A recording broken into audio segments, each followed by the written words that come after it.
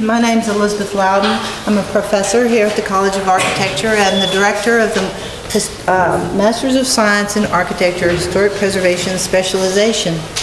And I'm extremely pleased to have our speakers. They've come from literally across the globe. Mr. Peter Justa gets the Distance Award for coming from Prague, Czech Republic, to share with us today. And of course we have well-known people from across the nation and the state that are here to speak with us today, and I'll be introducing them individually. I want to especially thank Dean Vernoy for being so supportive of the symposium and providing guidance and assistance in the beginning of where and how we wanted to do this.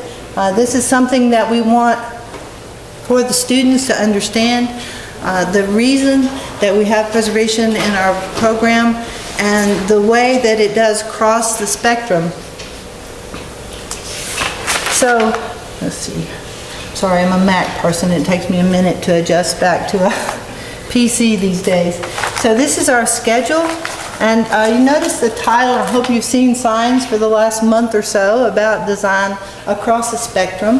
And I specifically invited my speakers here today because we want to emphasize that relationship between historic preservation and new design, about designing in context. So you will find that most of our speakers are talking about either specific conservation issues, materials deterioration, or they're talking about how a building has been adapted or preserved over time, or a poor intervention in some cases, without respect to the context. And of course it really has an urban aspect of it, because anything we do affects not only the people of the neighborhood and the city, but of course visitors who come there, and the long-term impact of that building in terms of history.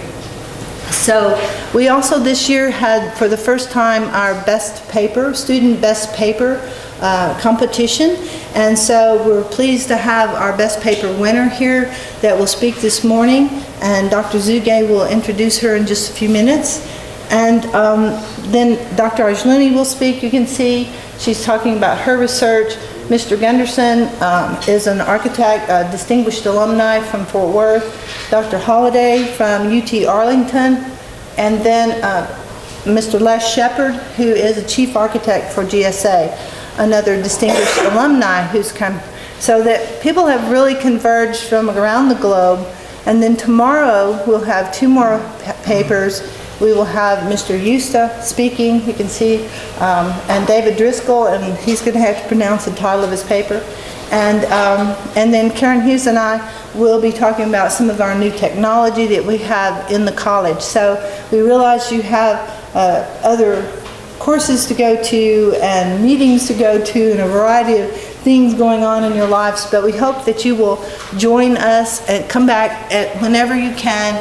Certainly you'll see these schedules all over the building and on the posters, so come back and join us as you can. The one other thing I wanted to start with was to say we are able to provide learning units.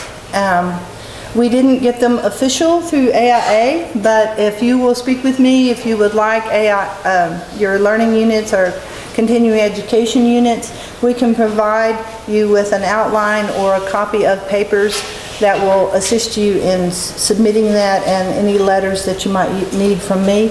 We're working toward that as a college. We want to be able to provide those things to you.